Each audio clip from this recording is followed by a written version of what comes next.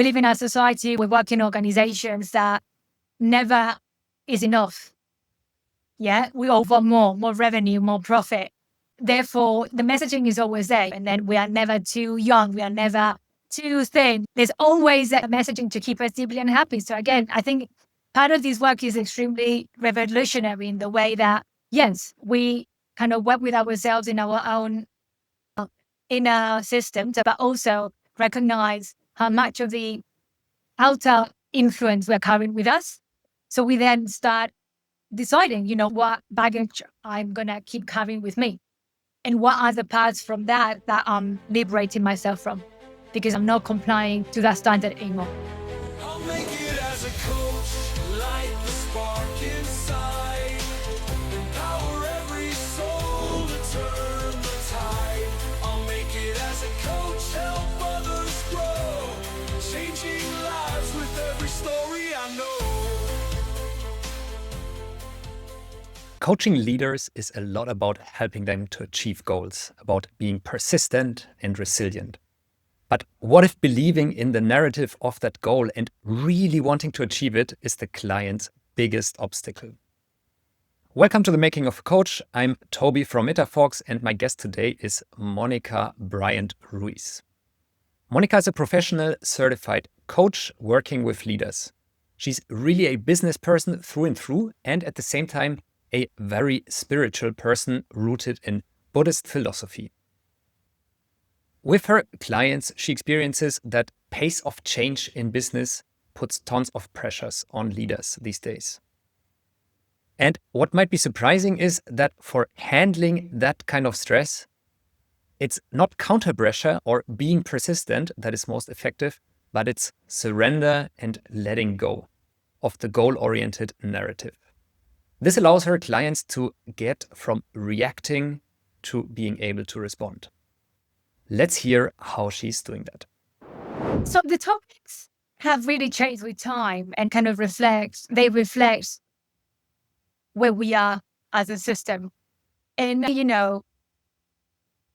I can see in a lot of leaders the exhaustion to keep up with the pace of change.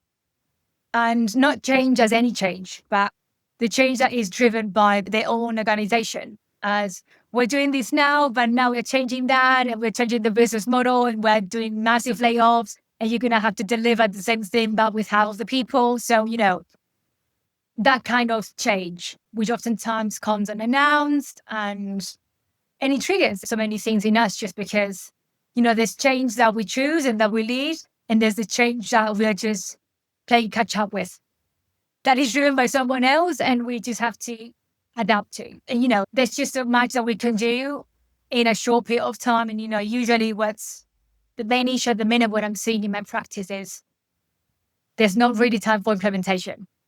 A lot of it is, we need change. Let's just, try and do something differently. When we're kind of, about to really get onto the iteration of it, of actually really implementing that properly, something else arises and off we go. We need more change. So, when we go through that round several times and there's not really a period to implement, that takes a focus on the individual, on the team, on the organization as such as well. And how do you approach these challenges of rapid change with your clients? Like, what are common reframes or themes that you use to help them go through?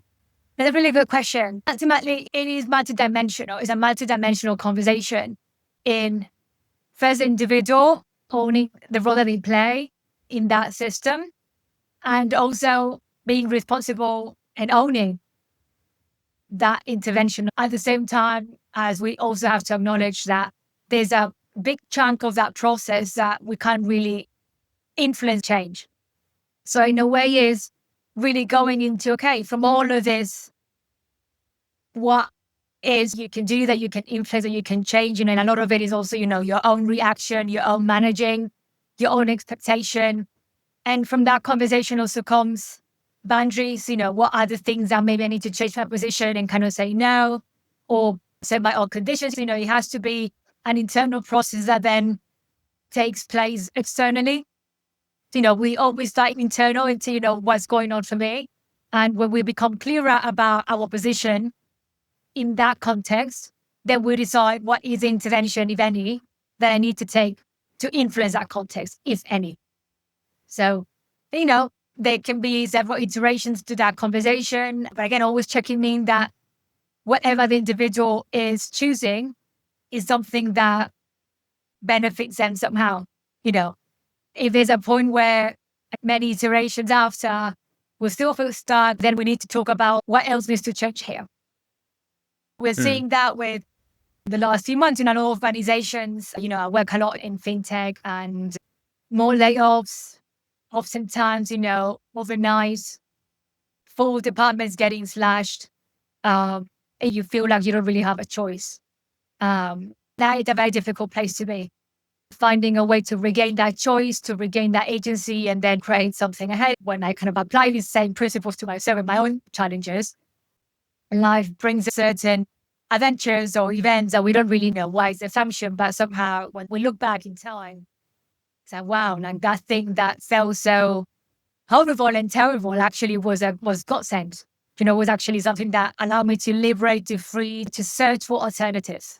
So, it's always good to kind of look back and potentially give ourselves the chance to also rewrite our own story. Yeah, so what I hear is that a first step often is getting this sense of ownership, responsibility that you mentioned, from life happens to me or this Correct. change is happening to me to I can make life happen. And then the second aspect, and I think that brings us almost to our topic today, is this notion of sometimes I don't have control. Sometimes I cannot really take responsibility and I need to let life happen through me. Correct. And I can rewrite the narrative you said to make that happen. And yeah, in our prep conversation, we also considered all these different things that we could talk about. I think you also do a lot in the field of business impact of coaching. You've been on the board of ICF UK. But from all the potential topics that we could explore today, I think what seemed most attractive for both of us was this theme of awakening, which sounds a bit spiritual almost. And so my first question for you would be, what is awakening and how is it relevant to work, leadership, and coaching? Thank you for that. And thank you for the caveat of, it sounds really woo-woo. I mean, awakening is nothing less than waking up from something into something new. When we really look at what are the narratives that we've been buying into and making them true every single time, even if we're not really assessing what's actually really happening, we are just using a filter so we can see that reality through that filter, which is that narrative. Awakening or waking up will be recognizing the narrative, putting the narrative aside and giving ourselves a chance to really see reality for what it is. It can be just, as simple as really waking up to the things that have got us stuck, the things that have got in the way for us to really be with what it is. So, and this comes in waves, comes in stages for us to really slowly and transitioning into that more, I'm trying to be mindful of the words here, but again, words are pointers, a more authentic version of what it is. Yeah. A less filtered version of what it is. And that is really connected to what we're saying, part of these choices that we're creating to ourselves is also the choice to accept that I have no choice, or the choice that right now I have to deal with this very difficult situation. However, life is just putting it out there for me. It's kind of something that I haven't really focused on in the last 4 years. And not surprisingly, has really come up in my practice with a lot of my clients. Which in a way, that into a wider context, we are experiencing a really big awakening as a species, like the war, the genocide, the climate change, everything that is almost that we can't really turn a blind eye anymore. If I try to boil it down to a definition, the first thing you said was, and I really like the simplicity of that, awakening means waking up to seeing the reality how it is. And what does that allow me to do as a leader? Great question. That is a very difficult thing to do, by the way. I'm not saying that it is very easy.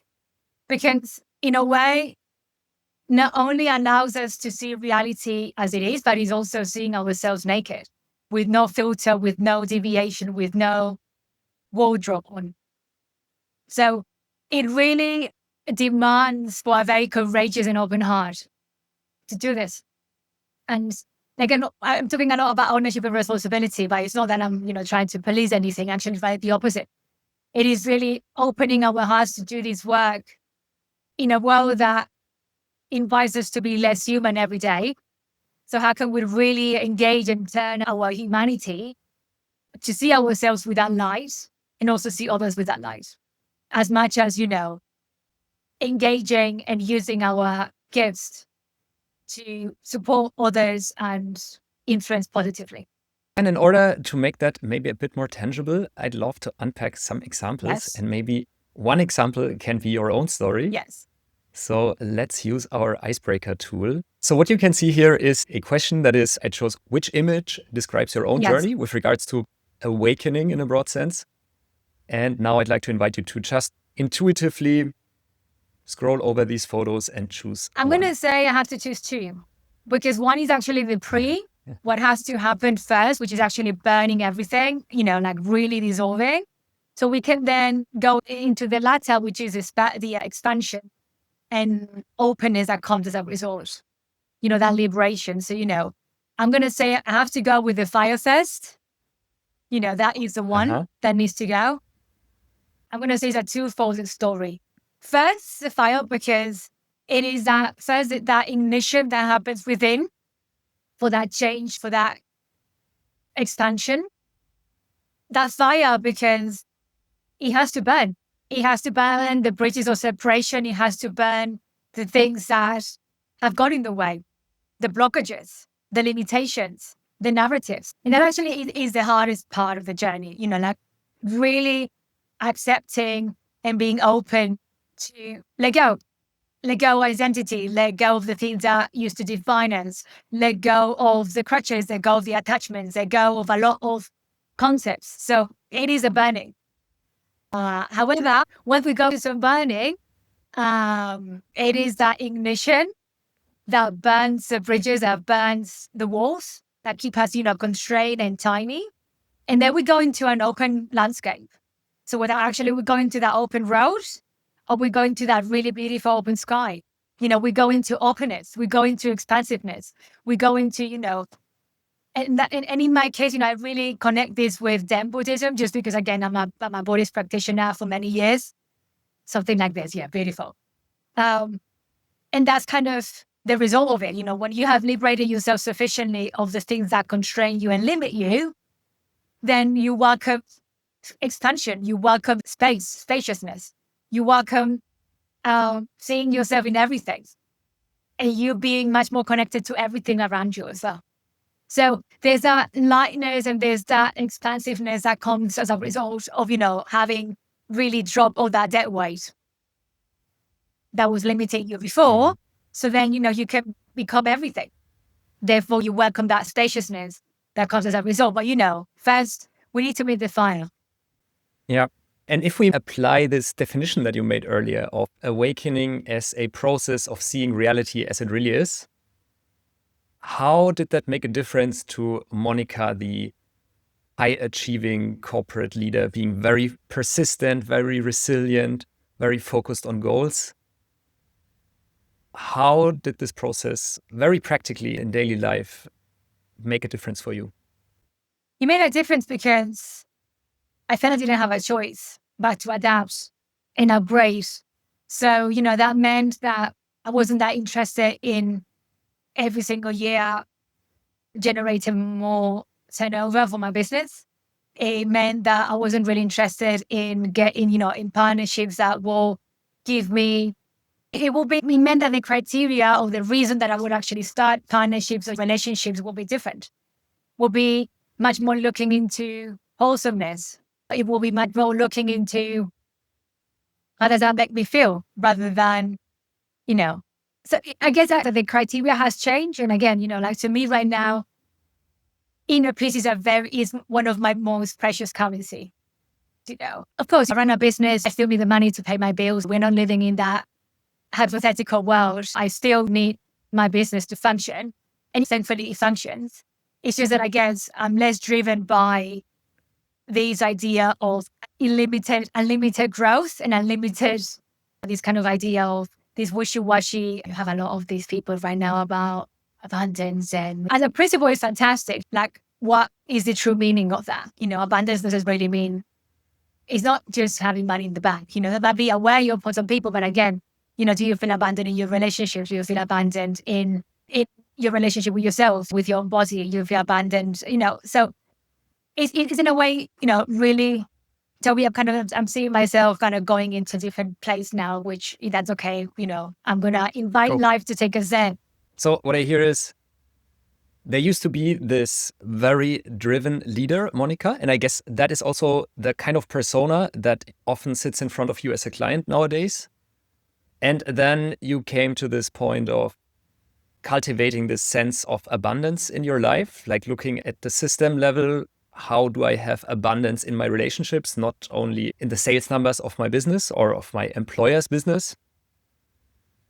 And how does that look like very practically today with clients? Like, how do you help them get this more holistic understanding of their reality? I primarily work with leaders. I don't work really with a lot of coaches. So again, that might not be, and I know that our audience primarily is going to be coaches out there. So it might not be directly correlated. But I think it's really important that as coaches, we're talking about coaching and coaches here, we partner with our clients to co-create alternative thinking. So, we will be working with someone that has a very specific definition of what success looks like, what happiness looks like. And again, that might be the roadmap that we're going ahead. But if we're doing our work correctly, there might be conversations where we are noticing incongruences in that holding. So again, that will be the opportunity to really kind of go and check with the client to say, hey, you're saying this, but I'm hearing that, what's going on there? And essentially, if what they're looking is to stretch and kind of, just to really see beyond that limitation. Okay, you're telling me that you have this job and these are the reasons that you have this job, but you're also telling me that it's making you terribly unhappy. Do we need to upgrade and update your definition of happiness, or what actually that is for you? Because, and again, that's where the role comes really strong, and kind of, the agency, because again, we live in with the importance of the context. We live in a society, we work in organizations that never is enough. Yeah, we all want more revenue, more profit. Therefore, the messaging is always there. And then we are never too young. We are never too thin. There's always a messaging to keep us deeply unhappy. So again, I think part of this work is extremely revolutionary in the way that, yes, we kind of work with ourselves in our own inner systems, but also recognize how much of the outer influence we're carrying with us. So we then start deciding, what baggage I'm going to keep carrying with me, and what are the parts from that I'm liberating myself from, because I'm not complying to that standard anymore. So again, we're getting into these conversations of, how much is my choice, how much is actually me feeling that I don't have a choice because of the contextual expectations that are on me.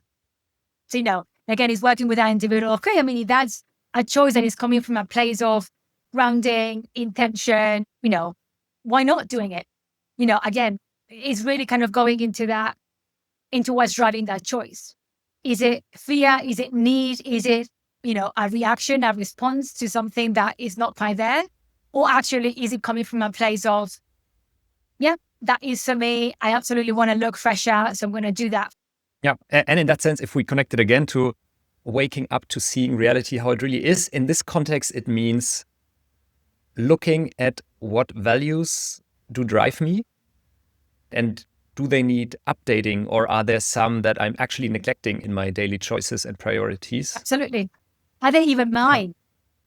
Because a lot of times, like we have these values of these principles, these guiding principles, that they're just, that is my mom's voice, me trying to be a good girl and getting her love through that. So oftentimes, that's my own story point. So I could really tell you 1,000 cases of me making choices thinking, that's really me. And when I actually unpacked it with my therapist or my coach or my mentor, I was like, that was literally my mom talking through me and me saying yes to all of that sequence so I could please her. Is that truly me? Absolutely not. But then again, if that is a choice that I'm making consciously and I'm okay with that, why changing it? Again, our job as coaches is not telling our clients what to do. It is partnering up with them so they become clearer on what's really going on so they can make more intentional decisions moving forward about that topic or about that theme. Yeah. And another closely related theme that I saw also popping up a lot in your feeds and in what you talk about is this notion of resistance versus allowing. How does it help in this problem space to allow things? One of my favorite topics, also one of the most challenging probably, because again, where do you draw the line?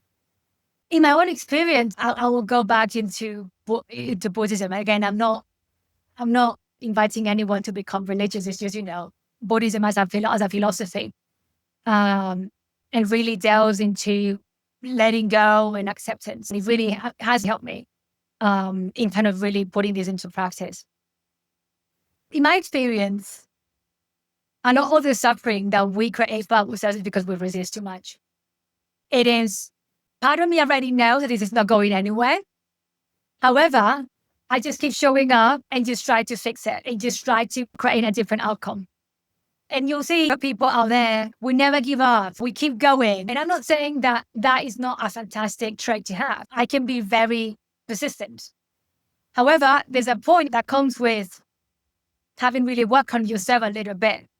So you can notice the subtle elements there on, okay, is this past this due date and I'm just becoming attached or I'm resisting letting go because there's a storyline here. Therefore, I'm not allowing myself to let go because if I let go, what's going to happen? I'm losing that crutch. Versus, okay, I'm just really seeing that this is not going where I thought it will go. Can I accept it? Can I accept life doing what it has to do and trusting that it's going to be a good outcome for me? Even if I don't know the outcome, even if I don't know what's going to present. And that, again, to be able to do that, there's almost like prerequisite there, which is working on trust and having cultivated that within you. So when you are presented with that situation, you're able to say, okay, I might not know. Me keep trying this or banging my head against the wall, just going to make my forehead more bloody. And sometimes we see that very clearly. Sometimes we really need to get a very bloody forehead until we kind of realize that enough. It's just, everyone's timing is just perfect timing. For some of us, it's going to take some time. For some of us, it might be a little bit clearer just because we have done this before. Therefore, we have, almost like the muscle memory that, oh, I'm here again. So if I learn something from my past experiences, I might just let life do its thing. And then just trusting that whatever comes, I'll manage. Again, there's that needed support, which is that trust. If you don't trust yourself, if you don't trust your abilities, if you don't trust life, it's very difficult to let go. Very difficult to not resist. Because again, we're still living that preconception that I have control, that I can control and I can change. And, almost like a deviation of, I'm a version of God, that I could just, make things happen. Again, in that, I talk about this with a lot of humor because, it's also my own experience. Like there was that point when awakening was really banging strong, which is like, oh, I really thought I was goddess, that I could really, snap my fingers and something will just take place. Yeah. And, there might be things that we have some wiggle room, in our reaction, in our response, but a lot of that is realistically not really driven by us. And if we maybe take this to the extreme, this idea of acknowledging that we are not God, then we get to this idea of surrender. And that, when preparing for today's conversation, it reminded me of that quote from Eckhart Tolle's Power of Now. And I still have it here in my notes. Maybe I even quickly read it out because I find it really gets it to the point. And he says there, if you were stuck in the mud somewhere, you wouldn't say, okay, I resign myself to being stuck in the mud. Resignation is not surrender. You don't need to accept an undesirable or unpleasant life situation. Nor do you need to deceive yourself and say that there's nothing wrong with being stuck in the mud.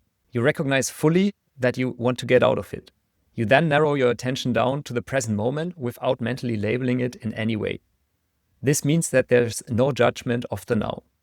Therefore, there's no resistance, no emotional negativity. You accept the isness of the moment. Then you take action and you do all that you can to get out of it. Correct. So surrendering doesn't mean we're not doing anything. And again, there's a misconception also because a lot of these terms, Toby, are coming from Eastern philosophy that were written in different languages that haven't really been fairly translated into English. So, in the West, oftentimes when we think of surrender, it's like, okay, I'm not doing anything. No. That's not what we're saying. What we're saying is a lot of the mental turmoil and a lot of the emotional attachment that we have about the story that we are making or being in the mud, that's what we're surrendering to. However, we're going to get out of the mud, and that might take some physical action. I was talking about mud. There's actually one of my favorite teachers. He was a Vietnamese Zen Buddhist monk, Thich Nhat Hanh. Has a beautiful book, No Mud, No Lotus. Also about the mud. And basically, he has these very accessible concepts. He was actually one of the big influencers, 70s, 80s, 90s, really, he was an activist for peace. Actually, he was a pivotal piece for negotiating the end of the war, Vietnam. That it is understanding that in order for the lotus to arise from the depths of that lake, actually, I have a lake just next to my house that has, this morning I just saw the lotus flowering, and it's just beautiful to really see.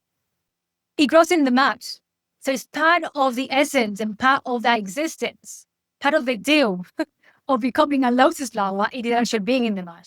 So again, we go back into this very hyper-simplified pop psychologies sort of frameworks that good, love and light, and only good, and, positive thinking. That is just part of the story. And I think, waking up, awakening is part of this. It's like, look, you're just talking about half of the story. The other half is the mud. And without the mud, you can't have lotus. You actually, in that life experience, and again, in those terms, we're not really even talking about, we're talking about that happiness comes with sadness, comes with suffering, and that in a way brings the whole life experience, So kind of in a way, that's kind of also that really influenced me or inspired me to really, not even aiming for happiness anymore. I'm aiming for inner peace, which is a very different feeling, meaning that regardless of whether I have happiness or sadness, I will be able to tap into that inner peace, knowing that that's a fleeting feeling, that it will pass. So, it's a much more holistic and a much more wholesome way of seeing life, rather than I'm just going to focus on the positive. I'm not saying that positive thinking doesn't help. It does. But it is a dangerous slippery slope because we're actually absolutely avoiding the other part of human existence, which is grief, sadness, rage, loss, which is also human. So again, we're kind of almost like stigmatizing that if you feel those things, there's something wrong with you. You're not doing something right, which is like, absolutely not. Feel these things because that actually is part of being human. It's about the stories that you make out of feeling these things that get us into trouble. This is where Eckhart Tolle or Thich Nhat Hanh or many other philosophers and teachers talk about. This is not about avoiding the feeling. They invite us to feel the feeling. However, feeling the feeling with as less judgment and, as with limited amount of judgment, limited amount of attachment. So, can we just feel it and be with that? It is a story that we make out of that then gets us into trouble. And if we take this philosophy now into the session room with the client, and let's say I am a driven leader who comes to you and talks to you about this project that I really want to make happen, but my people, they don't get it, and we don't make progress, and everything is too slow. How would you now help me to come to this conclusion that maybe surrendering to some of these stories would actually help me? Or how do you bring in that philosophy into the coaching conversation? I mean, to me, bringing that philosophy feels a bit leading. So what I will be very curious is to really understand the importance of making this project work for this client. It really, again, going into drivers, because clearly, and at some point in that conversation, we can go into more actionable steps. What can you do to make that work better? However, we need to understand what makes someone tick. Because clearly, for that person, making that project work matters a lot. So the moment that we start unpacking that, the client usually starts seeing, oh, this is actually what's going on behind the scenes. Oh, so that, okay, so what do you want to do with that? With these things that are also going on behind the scenes? Do you want to take these things somewhere else? Because again, potentially what the client might be experiencing, again, hypothetically, because we're not really in coaching space right now, these clients is being prisoner of their own expectations with our projects. So we need to see what's really going on for the project and what's really going on for the client. And how these two situations are meeting in this perfect storm. So it is, in a way, getting us back to the beginning of our conversation. Awakening equals waking up to seeing reality as it is. And in this context, again, what makes this project so important for me? When I work with people that, define themselves as individuals that deal with a degree of anxiety, okay. So when we got to unpack that anxiety, is that further understanding what the symptoms and kind of how that manifests, but also what does that trigger? What are the narratives behind that activate these moods?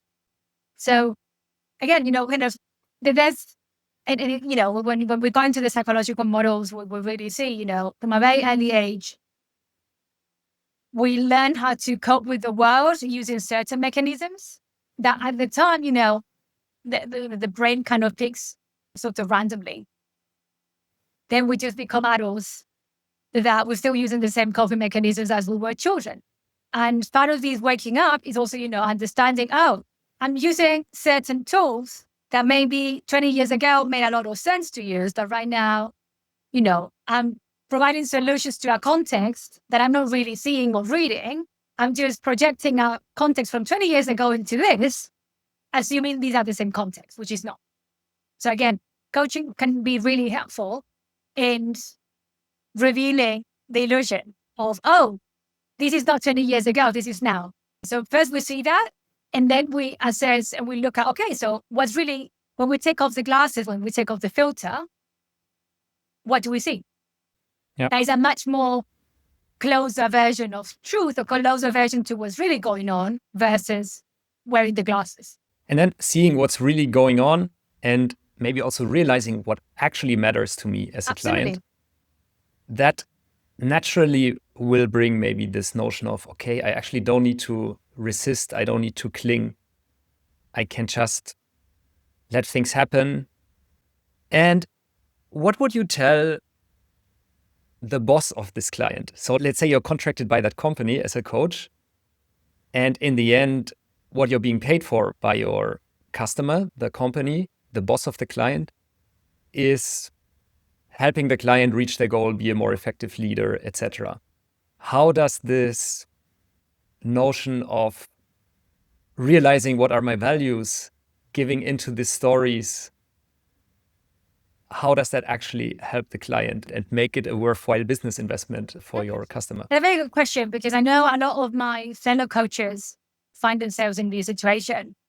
I'm going to be very transparent. I try and not be in that situation as often as I can, because it makes it very difficult to be in an honest, transparent space with my clients and then having to report back to their boss.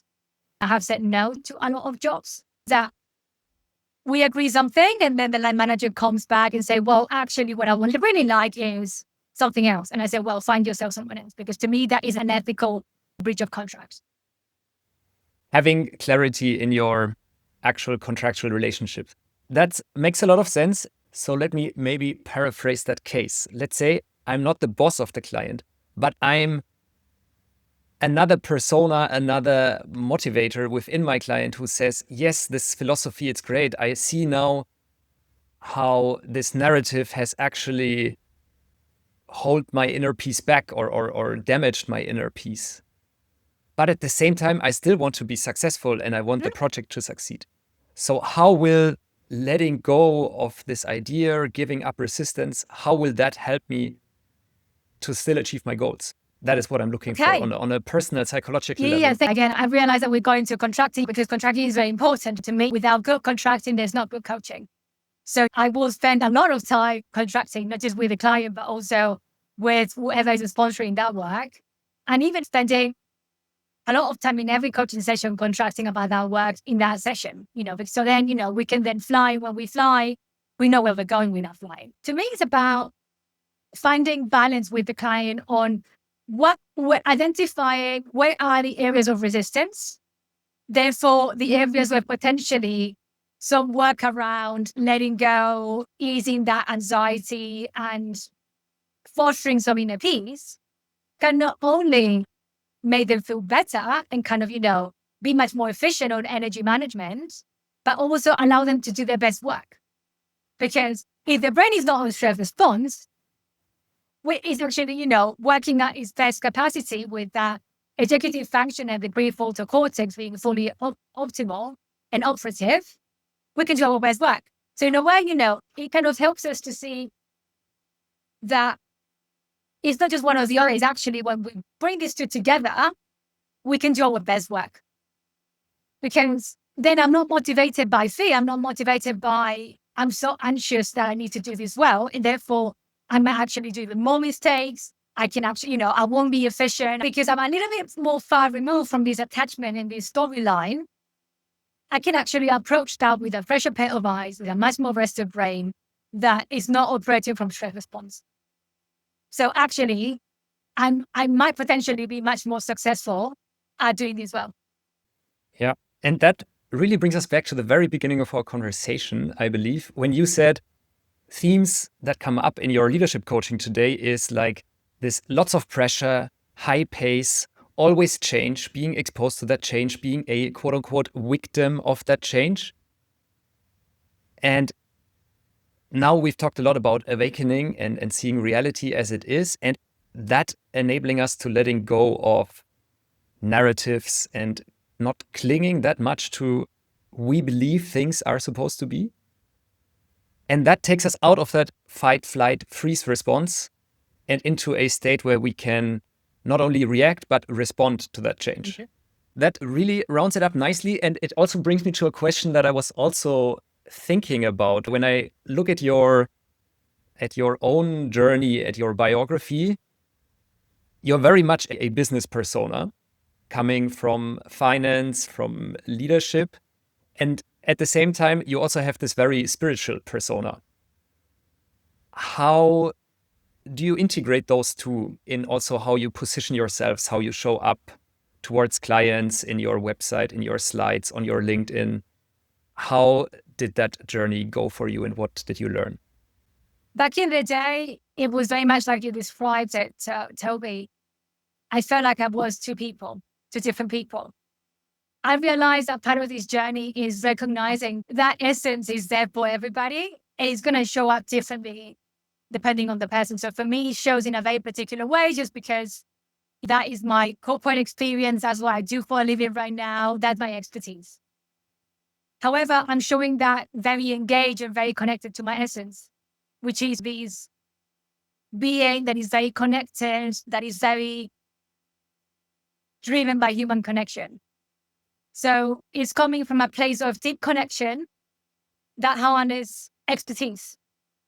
And again, I feel really lucky that all the people that I get to work with, they're really willing to operate on that bandwidth, which you can call authenticity, you can call honesty, you can call. I work with a lot of leaders that really genuinely care about their people. They really see them. I was working with a leader yesterday. We're in coaching session. She was telling me about actually keeps her awake at night is knowing how hard her team is working and the long hours and how actually she's just really seeing them heading into a bit of a crash course. So these are people that are they genuinely care about what they do. So that is such a gigantic motivator for them to actually do things differently and do them better for themselves and for their teams. So I guess that the more that I keep unifying these parts of me and showing up wholesomely, not as this is me Monday to Friday, and this is me Saturday, Sunday, this is just me throughout the day. Also helps my clients to also, it's almost like I'm role modeling that authenticity of, I like to go to my Buddhist monasteries to do my silent retreats. And that really helps me being a great leader because, I'm really in touch with myself, allow myself to have thinking space and be strategic and work on my own stuff. So when I get to show up, I show up from a place of center, calmness, grounded, intentional. I'm not clouded or triggered by my own stuff because I've done that work elsewhere. And of course, that's not always possible. And I guess it also allows your client to relate to you because they see, okay, she is actually this business person. And at the same time, she is also all about awakening, giving up resistance. And I'm human. And with my clients, we talk sometimes about, I really like to show up human in my sessions and showing vulnerable. That's kind of why also the way that I present myself. I was talking about my newsletter earlier before we started the recording. I'm just really vulnerable and raw and open about what's going on because to me, that is the best role modeling that I can do. It's what I say, but it's also what I do. And to me, it's very important to be coherent and consistent with these two things. It wouldn't make a lot of sense or it wouldn't be very effective if we're working with leaders about authentic leadership and boundaries, and then we'll be talking and acting differently. But to me, it's really important that what I say is also translated into my actions. That's also how I lead in all of the organizations that I lead, with authenticity, with honesty, and with the fact that I'm human, that I have bad days, that I don't always know. And that's okay. Actually, that's a great blessing that I don't always know. Because then we get an opportunity for curiosity, for exploration, for finding out together. If I knew, then what was the work to be done there? And that it actually is something that it feels really simple, but a lot of leaders also present that kind of sort of conundrum of, oh, I've been hired because I have to know. Well, maybe you don't. Maybe we need to work on you allowing yourself not knowing all the time. And how actually that not knowing opens up a space for exploration for your team, for co-creation as a team. Thank you. And kind of honoring a tradition that we have on this podcast, I would like to briefly take us back to the last episode that I recorded with Paris Thomas. Mm-hmm. And he is doing leadership development and he's also doing innovation consulting. Nice. And I'm curious to how this will connect now, because with him, I talked a lot about innovating and testing hypotheses that you have about the world and about customers. And the question that he left for you after answering a question that the previous guest had brought for him was, what is an hypothesis that you have about the world and how can you test it? What's going on for me is the hypothesis is the world is inherently good.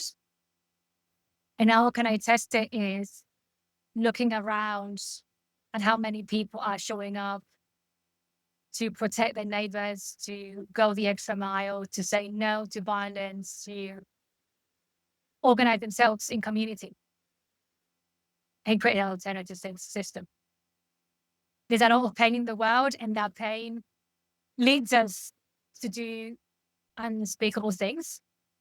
But my hypothesis is that below all of that, there's goodness. If we are able to see it, is it? Yeah, I love that.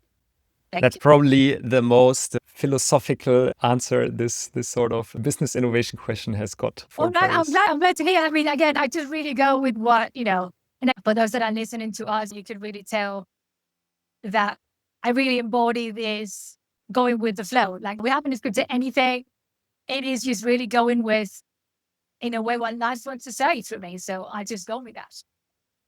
And that's kind of the result that we got today. Yeah, and that's also my practice.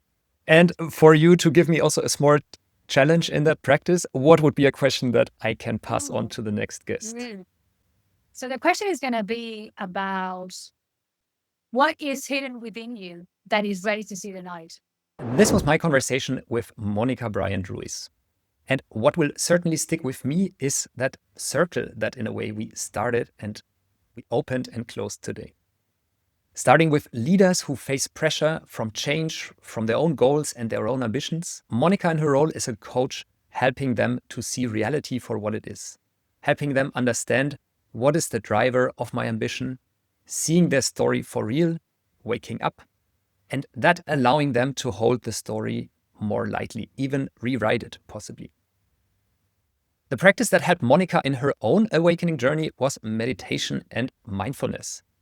And as we didn't go too deep into that aspect of her own practice, I would like to point you to a small card set that we have at MetaFox that can accompany you or your client in this kind of mindfulness practice. It's a simple card set with cards with exercises, habits, and affirmations, currently less than 15 euros or pounds or dollars. And you can read more about it on metafox.eu/mindfulness. If you want to find out more about Monica, you can find her LinkedIn and her website in our show notes down below. And what I can really recommend you is the coaching lab section from her website, where she has tons of 3 to 7 minute video snippets, all on the themes that we discussed today. I'll be back here for you with a new guest in 2 weeks. Until then, hold your stories lightly. All the best on your own journey.